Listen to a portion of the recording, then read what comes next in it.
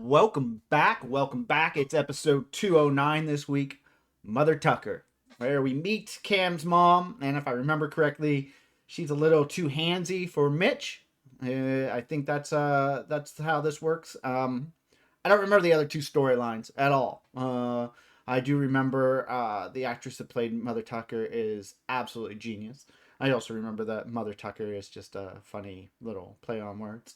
Um, but everything else is a little bit of a blur to me. So let's get into it. We will figure out what the other two storylines are and really get into the Cam Mitch stuff because it's really good stuff. But here we go. Episode 209, Mother Tucker.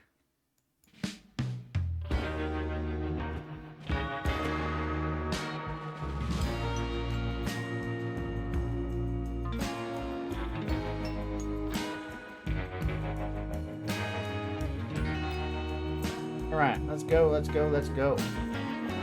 Boom, boom, boom. So the rate of diffusion equals something times the square root of something. I give up. Oh, so close. Shut up. Hey, don't worry, you'll get it. You know, a lot of famous scientists are women. They're fat though, right?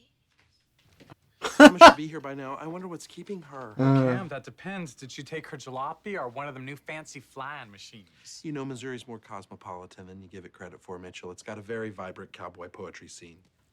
Not sure you're making the point that you I think you're making. Hey, that's her. Come on. I love that line. I use that at work all the time. Mama! Oh, that's right.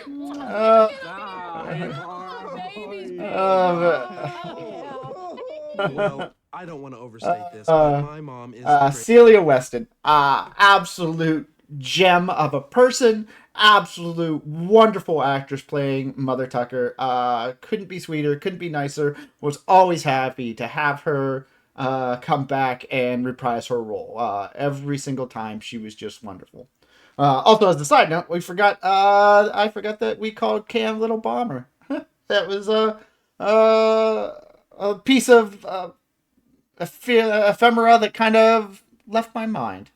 greatest woman that ever lived. Cam loves his mom. She raised 4 kids, 2 barns, and a whole lot of hell. That sounds like a country song. And that song would be called The Greatest Woman That Ever Lived. Cam loves his mom.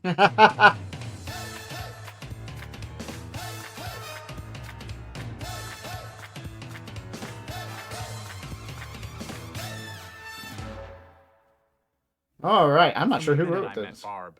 She has been open and loving and caring. Oh, I miss these shoulders. If I had one complaint, and I do, it's the inappropriate putting of her hands on my body. Hey, Barb. Got you the cranberries you wanted for the stuffing. Oh, bless your heart. I can't even help you. Oh, and a horsey bite. Oh. This is how I like to cuddle. So good. It's been going on a long time. Boys are surprisingly sensitive at that age. Water polo girls. Yes, I'm gonna tell the water polo girl story because it hurt. I heard. Okay, so I'm working in the principal's office. She walks in, hair all silver from the chlorine. Tells me she wants her varsity jacket back. I tear up a little, then I tear up a lot. I'm begging. At some point, I realize I'm sitting on the button to the high school intercom system. Yuck it up, ladies.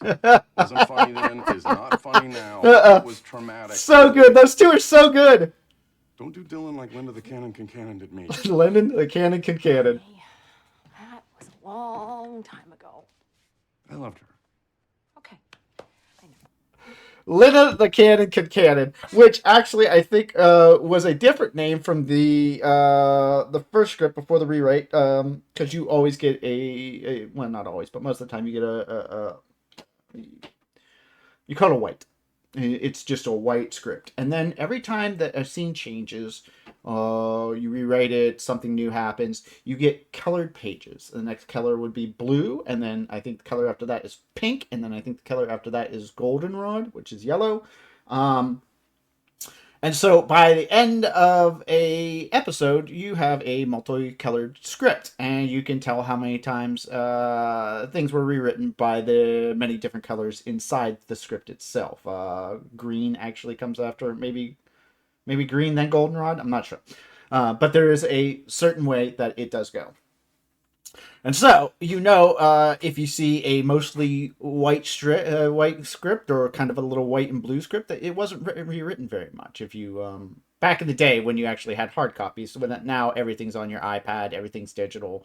But before, everybody got a script and you wrote it, and you'll see, much like me and a lot of the old school guys, still like to have a hard copy script because we still like to go through, write notes in the margin. And yes, you can do that on the iPad now. They have everything that you need to highlight lines and write scripts in the notes in the margin and everything. You can do that. There's programs that they're all wonderful, I'm sure. But old people like myself have a certain way of doing things, and that way is a hard copy, which then you put then the pages will come out, and you pull the old pages out and you put the new pages in, and you'll see what's changed, because also on a script on the side you'll see little asterisk stars the whole way down for each thing that changed. So if you open up a page and it's blue and there's only one small asterisk in one, like on one line, that everything else has been the same, but that little line, something in that has changed. Either a dialogue change, screen direction change, or maybe a stage direction change. Sorry, not screen direction, but or a stage direction. Maybe they added a different prop or something like that, or it's in a new location. They changed the location. They changed it from night to day, something like that. So that's how those scripts, hard scripts, and that's how pages come out digitally as well. You'll still see most of that same stuff. Yeah, it'll say blue revised, gold revised, things like that. The canon I think has actually a different name, and then when the next draft came out, I think that's the name they landed on, which was absolutely brilliant. Now, I might be wrong. Maybe that was from the start, but I feel like I remember a different name, or we came up with a name. I don't think we came up with it on set. I think it was in the script when we got it, and it's just, I don't know why I find that name funny, but I think it is absolutely brilliant. You know what? Maybe I'll call Dylan after he talks to Haley. He's gonna need someone to lean on. But that someone should not be his ex-girlfriend's father. Honey, when Dylan is out of her life, he should be out of ours. You've always hated Dylan. I have not always hated Dylan. I have always thought that Haley could do better. Plus, the new boyfriend is so smart. It's done. We broke up. What? I texted Dylan. It's over. Bet that's him. Yep. Sad face emoticon. I can feel it hurt through the phone. This thing is so good. Cam's Well, mom 5 new had plate. dinner with her hands all over me. It was like she was blind and wanted to know what my thighs looked like. Are you sure? I mean, are you really the best judge of this kind of a thing? You've had boundary issues since you were a kid. I have not. Okay. Sorry, my mistake. Must be Cam's mom. Her issues. Nothing, just getting a spoon. Stop it. Is it bothering you? Yes, it is. Hey, Mitchell. Claire, stop it. Mitchell, Stop it. Mitchell, Force Mitchell, fields. It never stops being fun. Listen, this is not in my head, Claire, and it's actually getting What does Cam This say? well. He never. is this the second time, maybe? Fire and Ice being the first, or Fire and Nice. Is that right? Fire and Ice being the first, but we get to see the brother-sister relationship of Mitch and Claire, which I don't think we explored a little bit, in the big family settings and stuff like that, where they were always talk to each other and stuff like that, but never a more intimate like one-on-one setting, other than the ice skating episode that I'm recalling. If I'm wrong, throw it down in the comments. Be like, no, obviously you're wrong. Here. Let me know in the comments. But I think this was one of the earlier times that we actually explored a one-on-one relationship. You get to see the sibling thing. Never seems to notice, and I certainly can't talk to him about it because God forbid I say anything negative about his mom. One time I added salt to her casserole, and he went into the garage and punched the car. Okay, Mitchell, if this is happening, and I'm pretty sure it isn't, Thank you, supportive. then you need Cam to So see good. his mom feeling you So up good. and make Cam deal with it. Think about it. Hi, Dylan. Hey, Miss Dunphy. Or I guess, now that Haley and I broke up, I should call you Claire. I actually think we're gonna stick with Mrs. Dunphy. Yeah. Come on in. How you doing? It's so good. I mean, everywhere I look, I see her face. To be fair, Dylan, that is a family portrait. Ah, the Alright, family I got some portrait's still on myself. that Is wall. Cool? Oh, sure. There she is again. Oh, what a great Oh, visual hold on the gag. bookshelf. Just gonna. Oh, Reed, so good. I need the name of that medical website. Can this wait until I'm home? I'm having the round of my life. I've been thinking I might have a couple of those symptoms you were talking about. Oh, I see. You might as well play through. It's gonna be a while. I mean, I'm probably wrong, but I just want to make sure. Is that money? Work.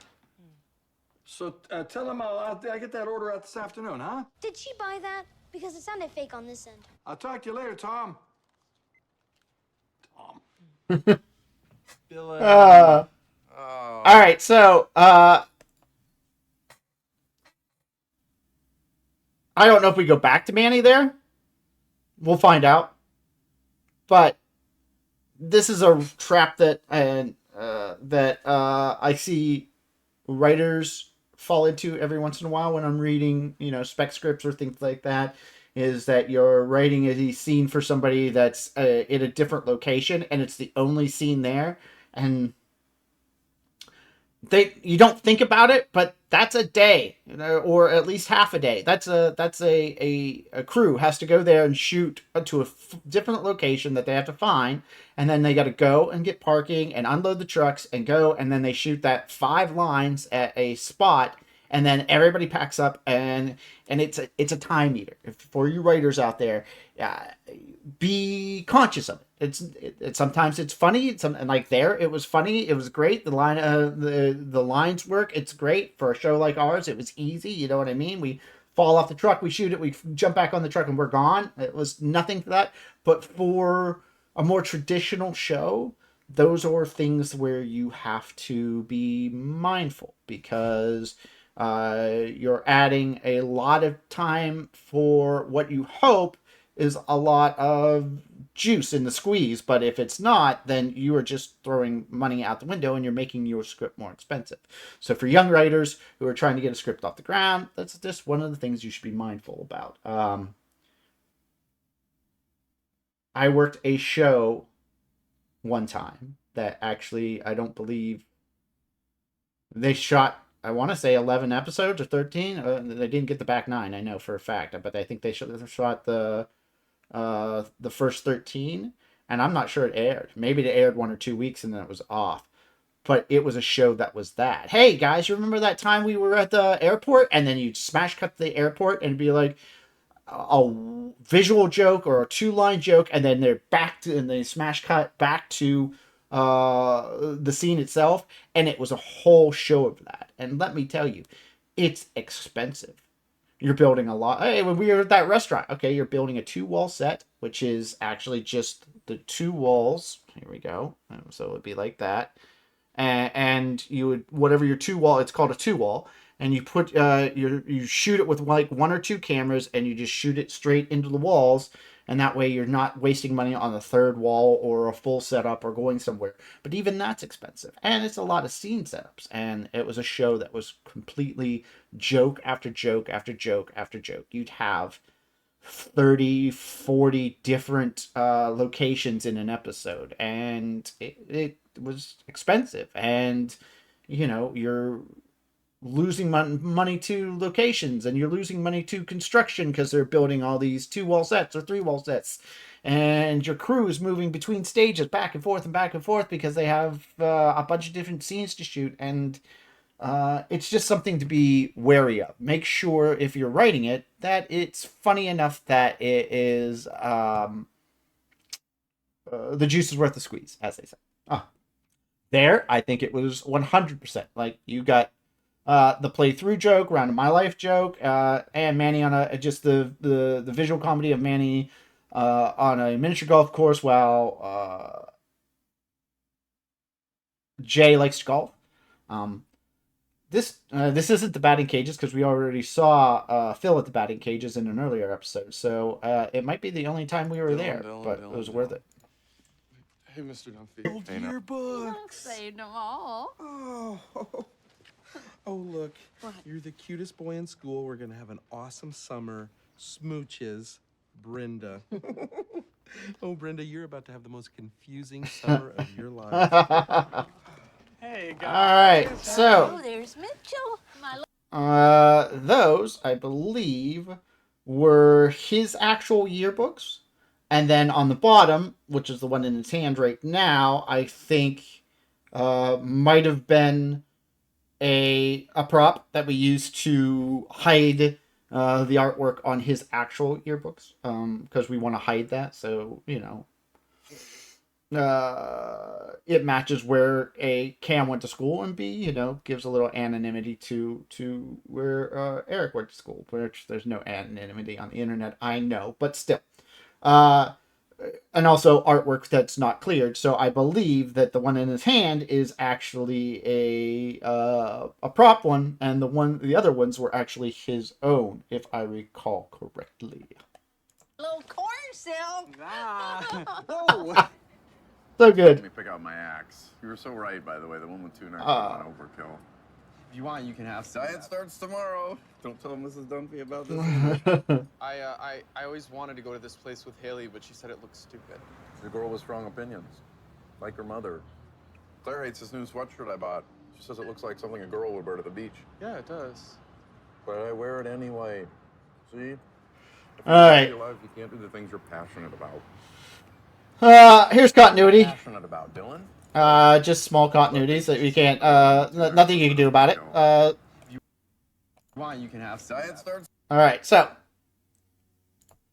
As you can see, the ice cream has not started to melt, so this was a take that I could get in there and fix it. Tomorrow. But when we go to the next cut, you'll see it's melting down the I always sides. wanted to go to this place with Haley, but she said it looked stupid.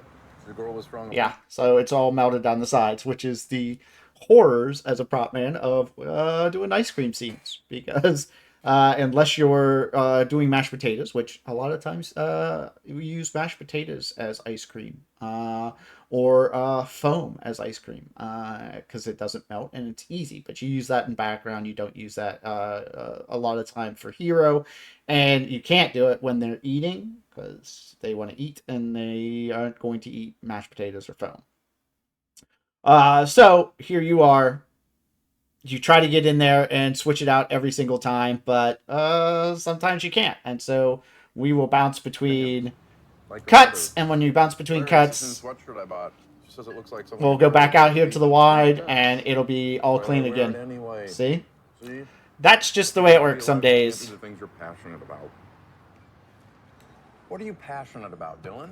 I got your texts. You swore a lot. Who is she? Who's who? Your new girlfriend. I need her name and address so I can mess her up. I don't have a new girlfriend. Don't play dumb, Dylan. I'm not. I'm never playing dumb. I saw you at that stupid restaurant sharing a sundae with her ugly sweatshirt on a chair. Oh, is that the skank? No. Skank? There's Jesus. no skank. Well, then why aren't you answering it? Because I want to talk to you. Well, I want to talk to her. I'm going to call her back and tell her to keep her hands off of what belongs to me. Haley. Hello, Dad? Haley? All right. This is a Michael Spiller thing. It's also a writing thing. It was well written by Brad and Paul. A little DP thing. I'm sure Bags had something to do with it. But the setup and reveal for this scene, for being in this corner, to get all four of them in the shot, for Phil to come downstairs and play it in that one shot is absolutely perfect. It is perfect. Spiller was always a great director. And this shows why. We could have been in a different camera position. We could have played this in 2s. Sure, you want to see it in the wide because it's funny, but this is just absolute great setup. Also look at your actors. There's depth. Haley's in the foreground, then you have Dylan, then you have Claire kind of in the deep background. Phil coming down the stairs. It is just a wonderfully set up visual gag to go along with kind of the climax of the B storyline here, or A storyline here, or C storyline, whatever you want to call it. If Mother Tucker's A storyline, we'll call this the B because the C is kind of just Ed not feeling well. But look at this setup. Look how it plays beautifully. It is just, watch the scene. It is excellently shot. Just a little while. All right, there's a cut there, but now we're just back in that same camera Got position. your texts. You swore a lot. Who is she? Who's who? Your new girlfriend. I need her name and address so I can mess her up. I don't have a new girlfriend. Don't play dumb, Dylan. Yeah, now we're into this. Playing dumb. Look I at this, saw you and at you could that play this stupid whole thing restaurant from this. sharing a sundae with her We other cut into it, but sweatshirt we on the still chair. play this whole scene in Is that this the one. skank? No, there's no skank. Well, then why aren't you answering it? Because I want to talk to you. Well, I want to talk to her. I'm going to call her back and tell her to keep her hands off of what belongs to me. Haley. Hello. It's so good. Dad? Claire finding a window between the two so she could be on camera. Oh my God, the sweatshirt that was you with Dylan? Wait, you're the other girl? No, we're just friends. Phil, When did what you are you... Okay, put the phone down. What is going on? He needed someone to talk to. He took the breakup pretty hard. You did? Yeah. I mean, I kept hoping that we'd get back together. Claire. Seeing you with someone else just drove me crazy.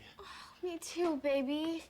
But then your dad helped me figure out maybe it's best if we're apart. Nice. I mean, Nice.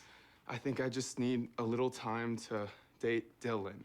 And I mean me, not another guy named Dylan. So, we're still broken up?